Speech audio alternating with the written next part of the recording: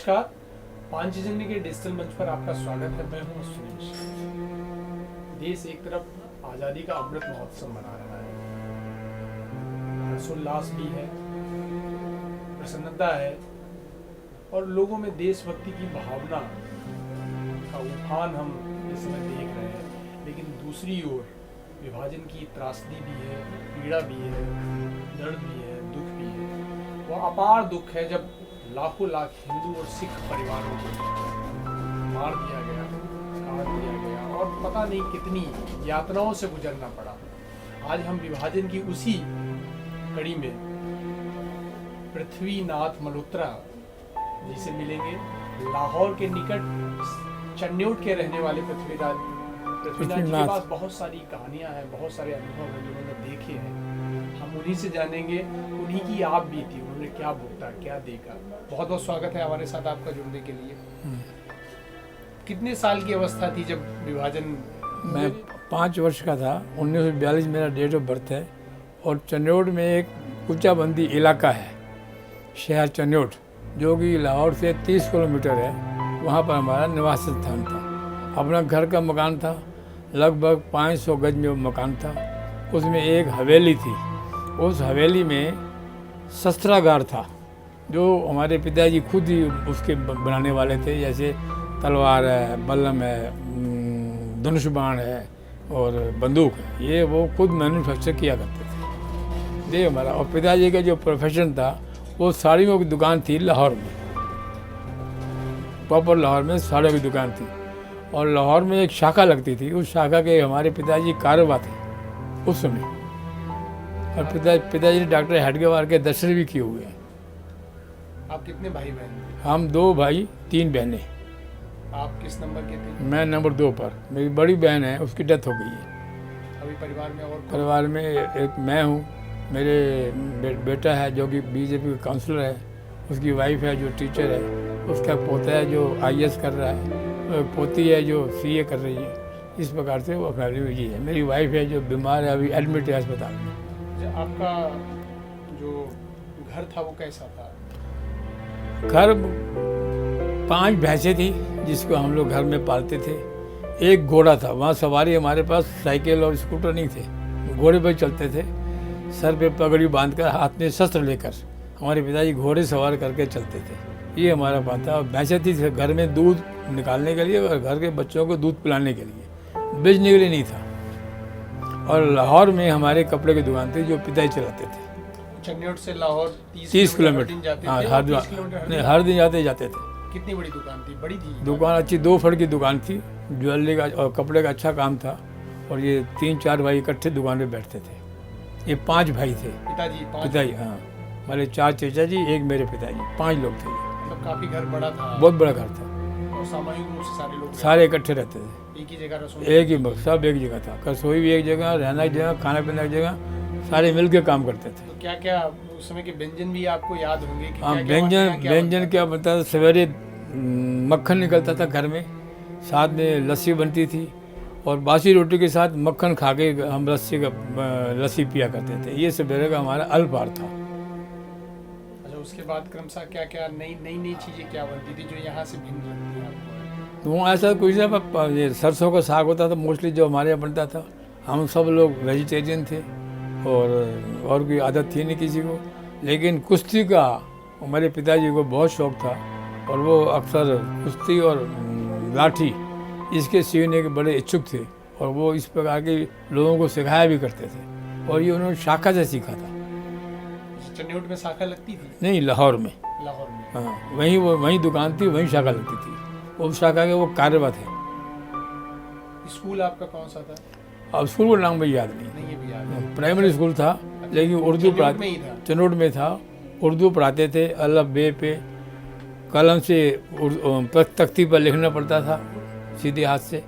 इतना मुझे उसका ज्ञान है। अच्छा, कोई स्कूल में दोस्त या अध्यापकों के नाम वगैरह कुछ? ना, वो याद नहीं। कुछ याद नहीं। अच्छा, घर के आसपास कोई मंदिर, गुरुद्वारा ऐसा? नहीं, घर के पास मंदिर था और मंदिर में वहाँ पर कोई मुस्लिम जो है वो बहुत संख्यक थे। हिंदू माइनॉरिटी में था। लेकिन अक्सर मंदिर के उस झगड़े में कई दफे फसाद होते थे। फसाद क्यों होता था मंदिर को लेके? फसाद जैसे मुसलमान दंगा फसाद करना, जैसे वो आता था त्यौहार जिसमें छोड़ते हैं पटाखे वगैरह, लोहड़ी, उसको मनाने पर वो एतराज़ करते थे। तो माहौल कब से बदलना शुरू हो गया था? मोल संघ ने 1947 से पहले ही 45-46 में पिताजी को बताया था कि ऐसा है, संघर्ष होने वाला है और इसमें अच्छा ये होगा कि आप लोग अपना इलाका छोड़ दें। लेकिन पिताजी इसलिए नहीं माने, कहने लगे यार हम हिंदू इतनी मेजोरिटी में है, ताकतवर हैं, सब कुछ है, हम मकान नहीं छोड़ेंगे। लेकिन अल्टीमेटली जब बलूची आर्मी ने फायरिंग करना शुरू कर दिया मकानों पर, तो फिर हमको खाली हाथ नंगे पैर वहाँ से निकलना पड़ा। उससे पहले तो हमारे पिताजी ने संघ से भी कहा था कि हम लोग यहाँ से जाएंगे नहीं। आगे ये इंस्ट्रक्शन संघ ने भेजे थे कि अच्छा होगा कि आप यहाँ से चले जाएं, क्योंकि हालात बिगड़ने वाले हैं। ये संघ को पहले पता लग गया था। ये मैं उनकी तारीफ़ करता हूँ कि संघ वालों ने पहले बता दिया पिताजी को कि ये स्थिति खराब होने वाली है, आप यहाँ से निकल जाइए। लेकिन हम निकले नहीं। हम तब आए जब देश का विभाजन हुआ, झगड़े फसाद शुरू हो गए। हमारे मकान को बलूची आर्मी ने घेर लिया और ये या तो खाली करो वरना हम आग लगा देंगे। तब हमको अपना मकान छोड़ के बाहर निकलना पड़ा। हम वहाँ से कुछ लेकर नहीं आए। आने के बाद हमसे पहले जो 2 ट्रेनें आई, वो दोनों ट्रेनें उन्होंने काट दी, बिल्कुल एक ही आदमी को काट दिया। 3rd ट्रेन में राष्ट्रीय स्वयं संघ के कुछ लोग लाठियाँ और एक होते हैं लोटा बम बनाकर वो लाठियों पर लेके आए, वहाँ उन्होंने फोड़े। तब हमारी ट्रेन बचकर वहाँ से होशियारपुर पहुंची। हम सबसे पहले होशियारपुर रुके 6 महीने। फिर होशियारपुर से दिल्ली आए, फिर वहाँ रुके। फिर दिल्ली से हम आगरा गए, वहाँ 15-16 साल रहे। आगरा से फिर दिल्ली शिफ्ट किए। ये हमारा रहा। मेरी एजुकेशन जो है, मैंने प्रारंभ में आकर यहाँ से फिर प्राइमरी शुरू की, फिर मैंने BCom किया, फिर 2nd MA इंग्लिश लिटरेचर में किया, फिर MCom किया, फिर LLB की, फिर CIAB की। सबसे पहली नौकरी मेरी military MES military engineering service में लगी, आगरा में ही। उसके बाद मुझे फिर बैंक का जॉब मिला, तो फिर वहाँ से मैंने 7 साल के बाद इस्तीफ़ा दे दिया। फिर यहाँ बैंक ज्वाइन किया। बैंक में मैं काम करता रहा एज ए चीफ मैनेजर।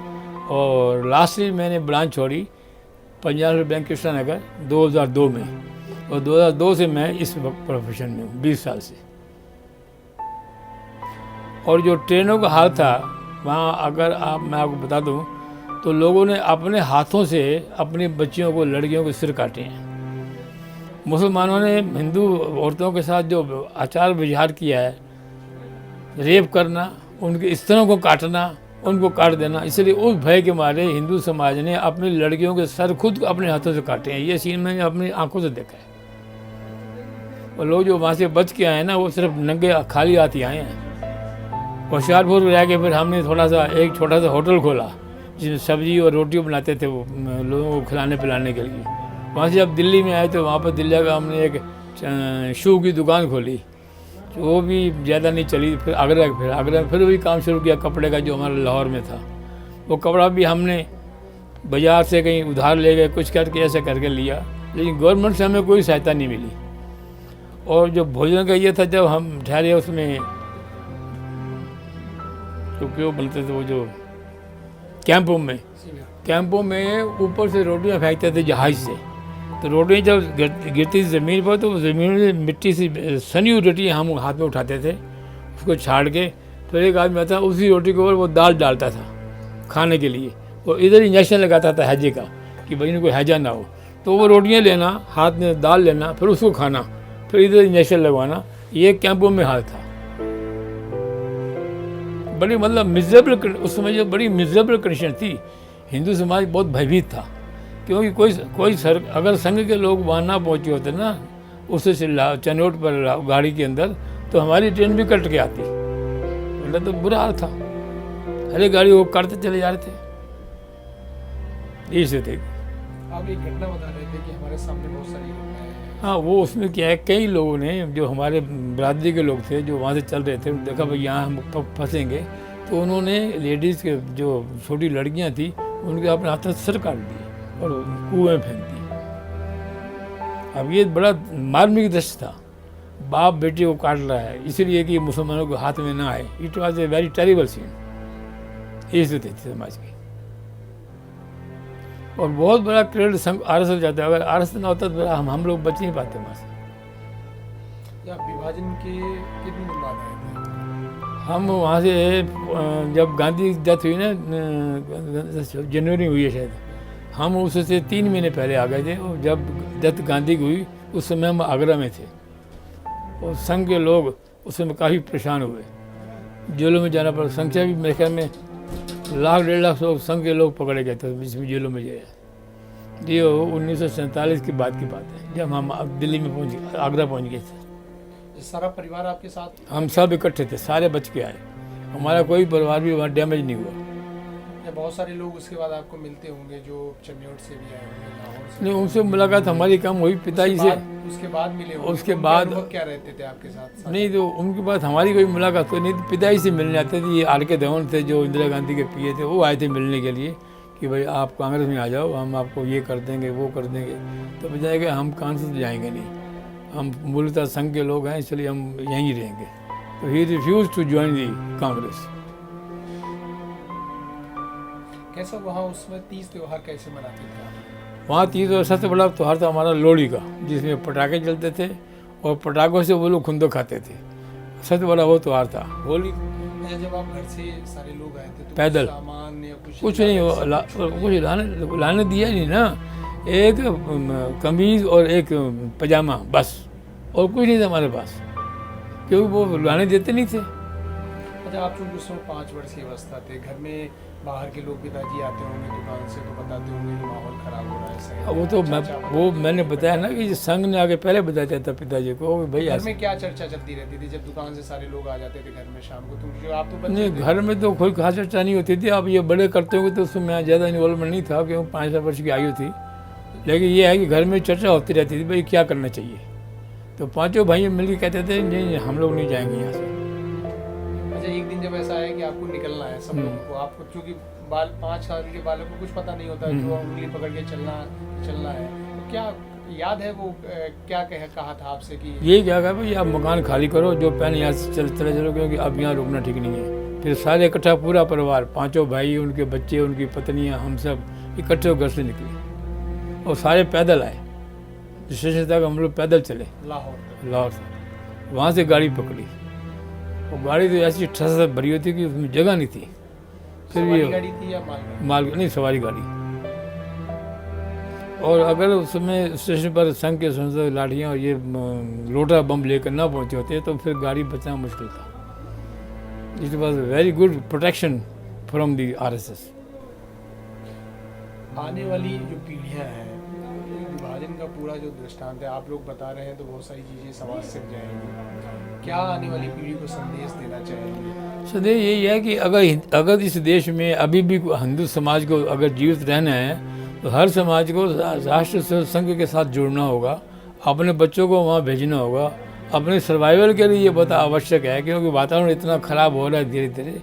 उसे बचाने का एक ही तरीका है, जैसे मोहन भागवत जी ने कहा, जो चीफ ऑफ RSS है, जो सरसंघ चालक जी हैं, कि भाई समाज को सिर्फ शाखा को बाहर से मत देखो, अंदर घुसका उसके साथ जो आपकी मर्जी का वो काम लेके चलो।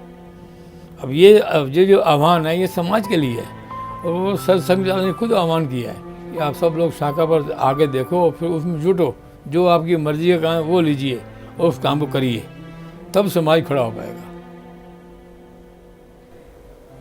जैसा कि आपने सुना कि बेटियों के सिर खुद बाप काट रहे हैं, बहनों की अस्मिता बचाने के लिए भाइयों ने उनको मार दिया, इसलिए क्योंकि वो मुसलमानों के चंगुल में न फंसे, यस, अत्याचार ना हो पाए, यस, उनकी आबरू ना लूट पाए, यस। तो ऐसे बहुत सारे हृदय विदारक दृश्य हिंदू समाज ने विभाजन के दौरान देखे हैं, हमने लोगों से सुने हैं।